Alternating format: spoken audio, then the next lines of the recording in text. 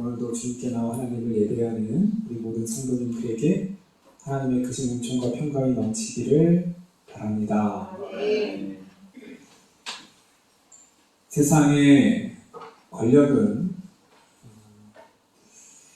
자주 반역을 통해서, 반란을 통해서 바뀌어집니다. 넘어집니다.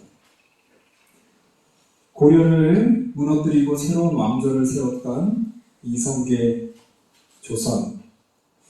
이성계도 결국은 그의 아들 이방원에 의해서 반역에 의해서 쫓겨나고 말았지요. 이방원도 또 그 후에는 그의 아들 세조가 조카 단종을 폐위시키고 스스로 순서가 아니라 순리대로가 아니라 또 왕이 됩니다. 이처럼 권력은 참으로 잔인합니다. 그 권력에서는 형제도 없고 아버지도 없는 것 같아요.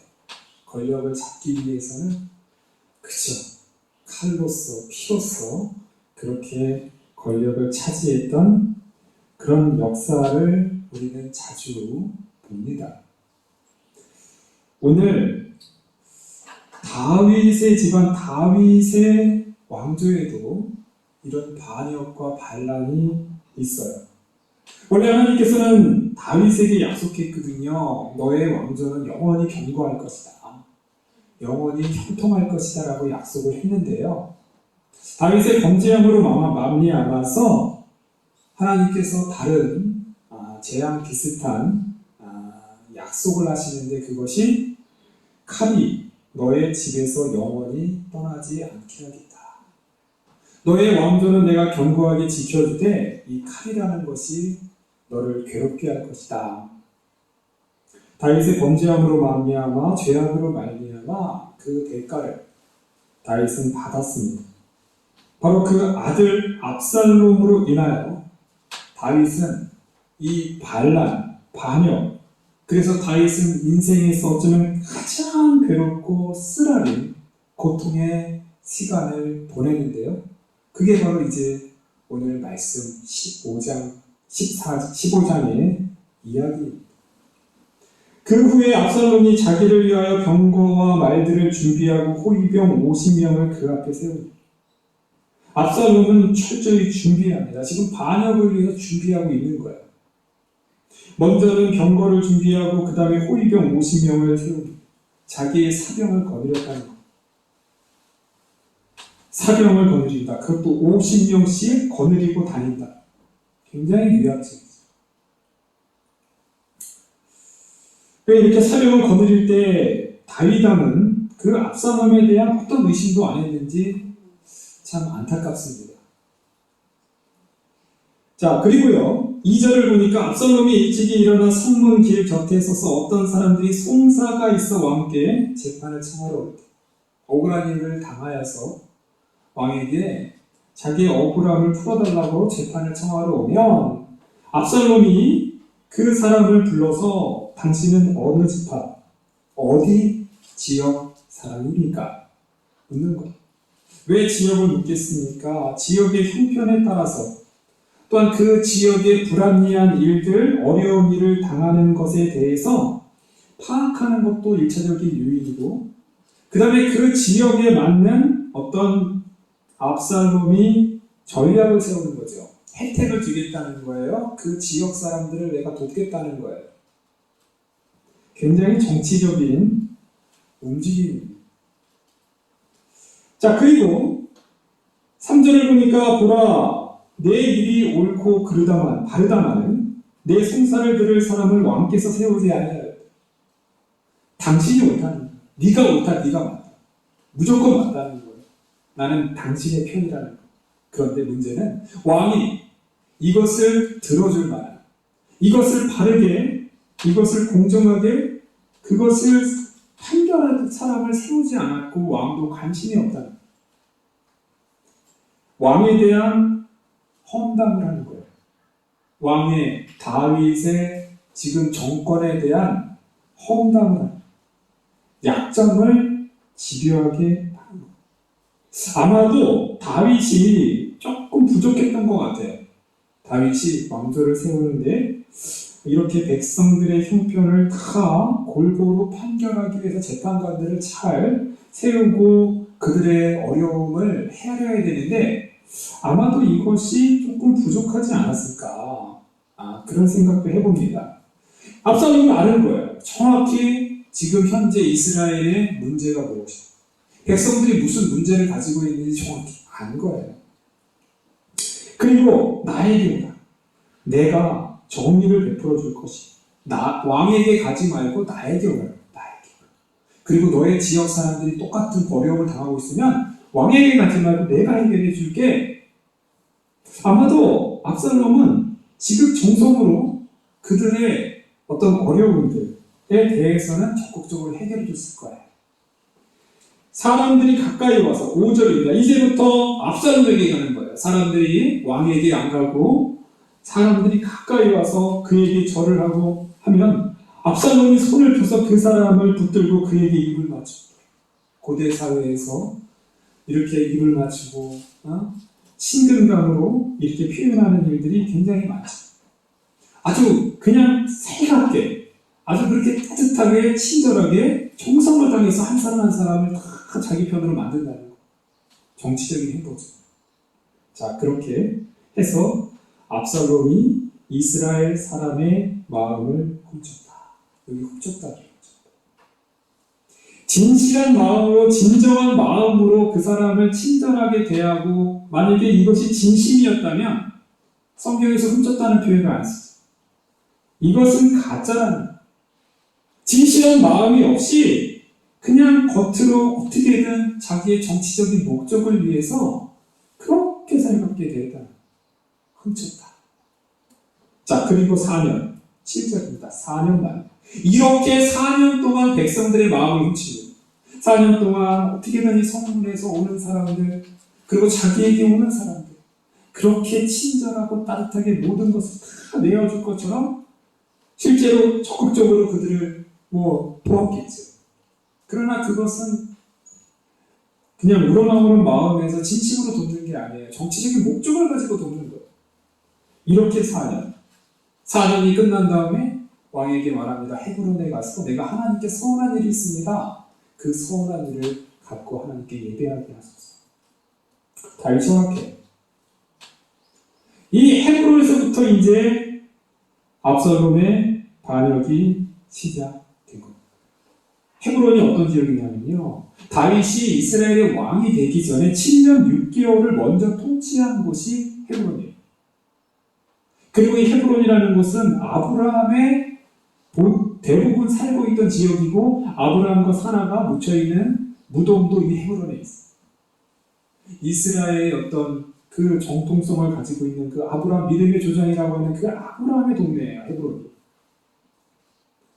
자, 한편으로 생각하면요, 다윗이 거기 7년 6개월 동안 있는 많은 자녀들을 낳아요. 압살롬도 헤브론이 고향이에요.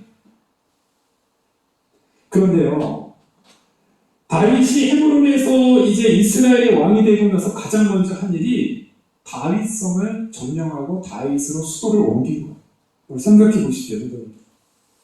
헤브론 사람들은 약간 다윗에게 섭섭한 마음이 있어요.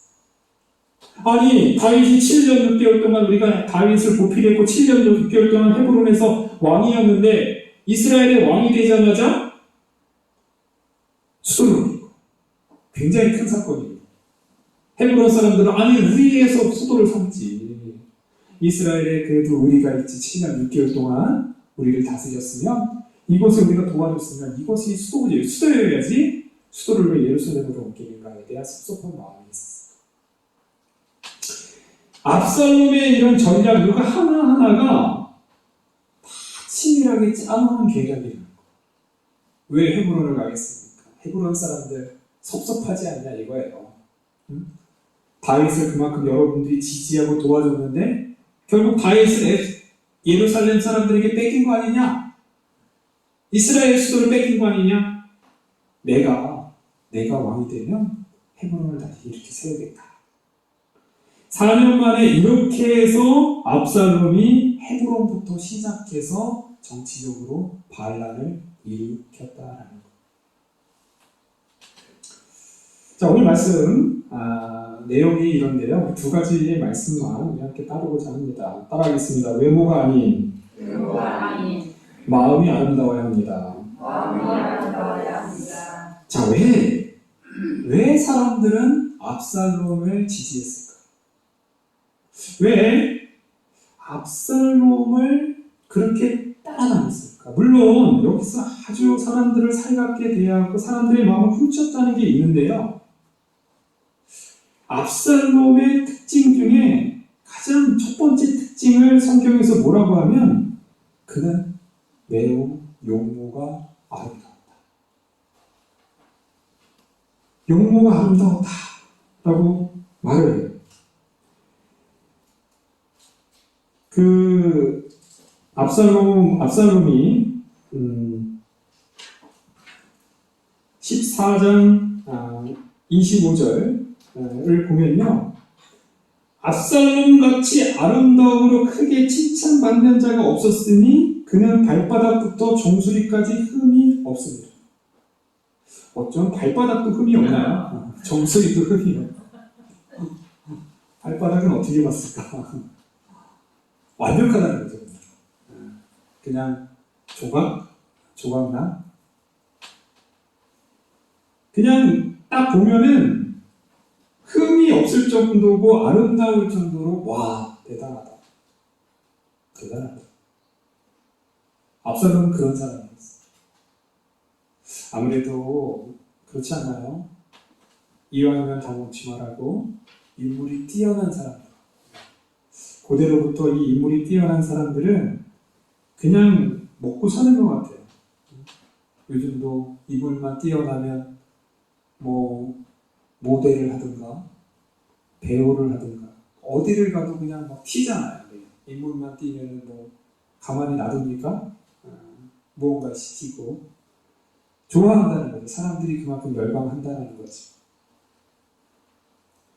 그렇게 인물이 뛰어나고 그렇게 멋있게 생긴 왕자, 그냥 사람도 아니고 왕자가 살갑게 다가와서 내 손을 잡아주고 나에게 키스를 하고 안아주고 내가 당신 편입니다. 당신이 옳습니다. 내가 당신 어려움 내가 다 들어줄게요. 백성들이 너무 호감이 많이 가고 너무 사람이 그렇게 뛰어나니까 사람들이 다 이렇게 넘어가는 거예요.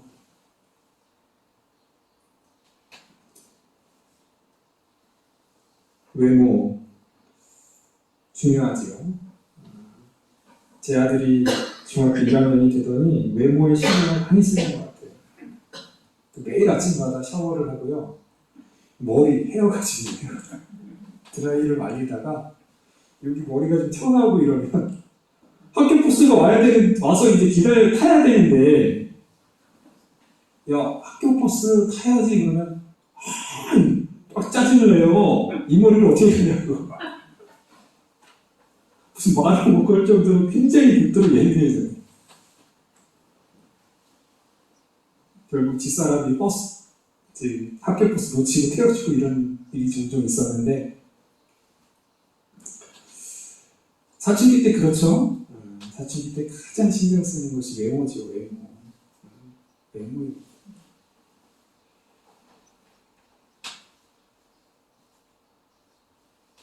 어떤 목사님들이 보니까 머리숱이 굉장히 풍성하신 분들이 있어요. 그분들을 이렇게 보니까 아침 새벽 예배 드릴 때마다 그렇게 신경이 쓰인대요. 자고 일어나면은 머리가 이렇게 풍성한 사람들은 정리가 안 된대요. 네? 아침에. 저는 그걸 별로 경험해보지 않았어, 제가. 저는 잘 모르겠는데, 그렇게 신경 쓴다고 그래요. 그래서 감사합니다, 저는. 네, 저는 감사해요. 이렇게 머리 신경 쓸 거 없이 그냥 이렇게 빗질만 한 번만 해도 그냥, 잘 먹게 되는데. 우리나라의 이 외모 지상적인 이런 열풍들이 참 크죠. 우리 성도님들 서울에 가면 그렇게 그 성형외과가 뛰어나대요. 우리나라에 성형외과 기술이 굉장히 뛰어나대요. 강남 같은 데 가면 굉장히 많아요. 그러니까 요즘 젊은이들이 기본적으로 한두 개씩은 다 한다 그래요. 여자들뿐만 아니라 남자들도 하나씩은 다 하고 그래요. 우리 대통령의 부인도 완전히 다른 사람을 만들었더라고요. 보니까 옛날 사진을 보니까 어떤 사람들은 정말 예쁜데 연예인들 보면 정말 예쁘고 정말 손댈 게 없는 것 같은데도 본인은 마음에 안 드나 봐요. 그래서 성형 중독까지도 막 가고 그래서 나중에 보면은 얼굴이 막 찌그러지더라고요. 웃을 때 보니까 웃는 게 아니라 막 이렇게 막 이상한 얼굴 표정이 막 되고 그러는데 저분들은 도대체 왜 그럴까 좀 이해가 안 되기도 합니다. 원래 예쁜데 왜 저렇게 성형을 더 많이 하는 걸까? 자기 마음속에 있는 자기 내면의 어떤 자기의 아름다움을 발견하지 못하고 자기 내면적으로 자존감이라든가 자기의 성품 이거를 통해서 아름다움을 표현하지 못하는 사람들은 외적으로 자꾸 불안함을 더 많이 갖게 될 수밖에 없다는 거예요. 물론 우리는 우리의 외모를 준수하고 하나님께서 우리에게 주신 또 우리 부모님이 우리에게 주신 이 신체를 아름답게 가꿔야 되는 것은 많지만 그것을 너무 과도하게 너무 그것을 병적으로 그것을 바꾸려고 하면 안 되지요. 아무리 많은 돈을 들이고 기술이 뛰어나서 우리의 겉은 바꿀 수 있을지라도 우리의 내면, 우리의 마음가짐은 아무리 뛰어난 기술로 바꿀 수 없는 겁니다. 우리는 외모가 아니라 우리의 내면, 우리의 중심을 더욱더 아름답게 가꿀 수 있는, 그래서 당당히 사람들 앞에 우리의 모습을 드러내며 적극적으로 나를 자랑할 수 있는 그런 아름다움의 사람은 바로 우리 신앙인들이 되어야 됩니다. 왜냐하면 이스라엘 백성들은요 한 번 실패한 적이 있어요. 사울을 외모를 못 바꾸는 사울.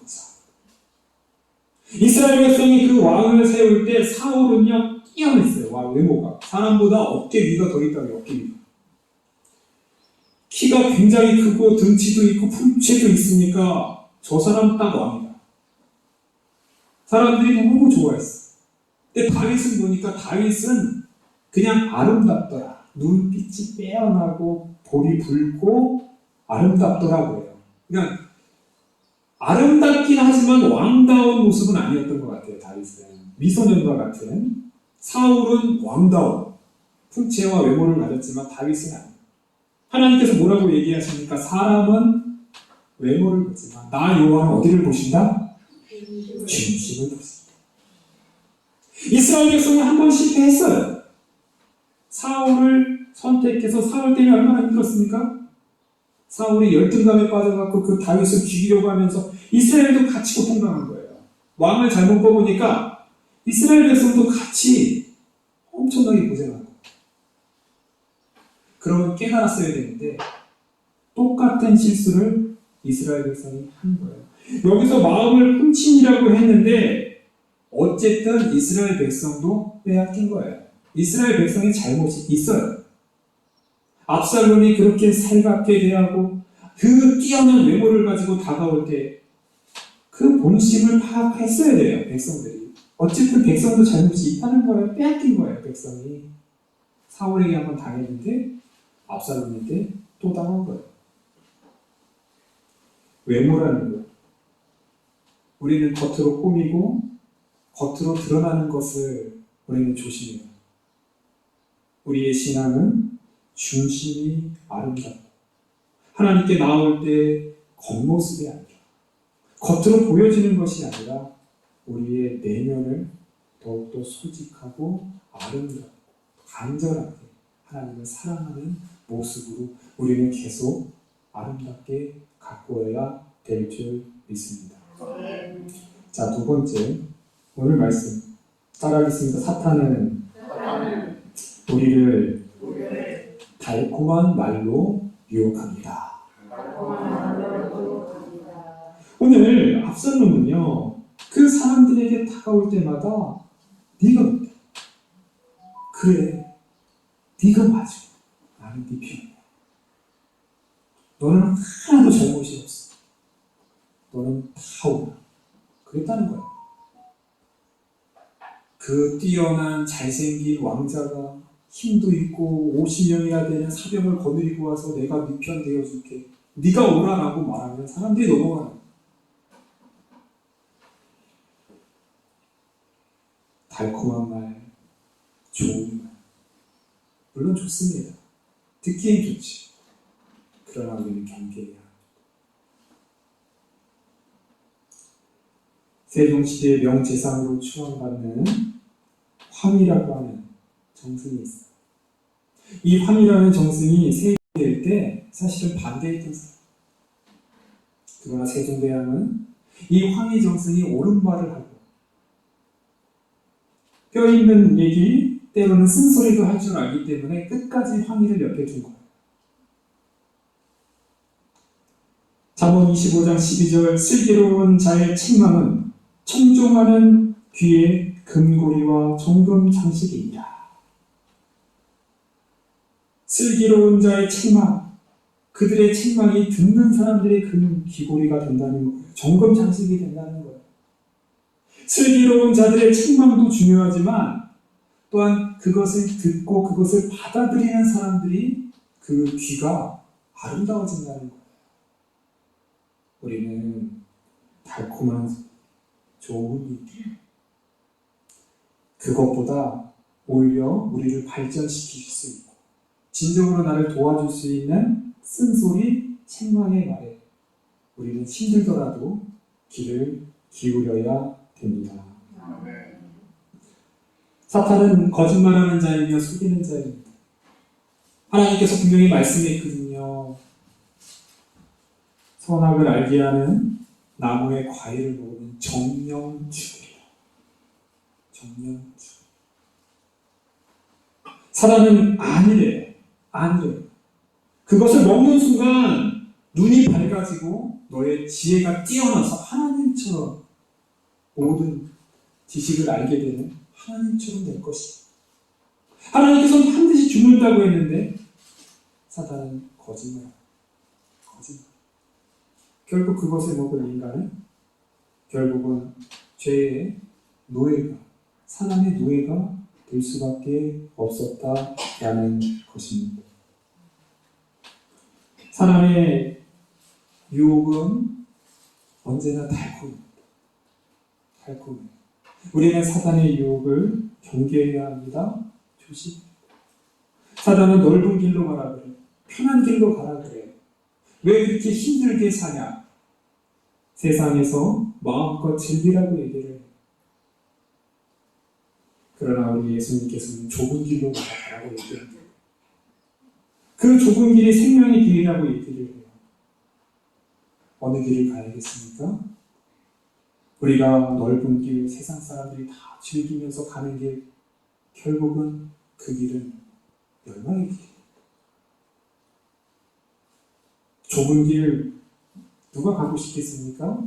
넓은 길, 편한 길, 즐기는 길, 이런 길 가라고 얘기하는 사람, 우리는 조심해야 합니다. 진정으로 우리에게 만족을 주시고 진정한 기쁨과 진정한 영생의 길은 좁은 길에 있다는 것. 우리의 죄성을 억제하고 절제하고 늘 하나님께로 나와서 하나님으로부터 주시는 놀라운 생명의 말씀과 영생의 길을 걸어가는 것이 참된 구원의 길이다 라는 것을 우리는 잊지 말아야겠습니다.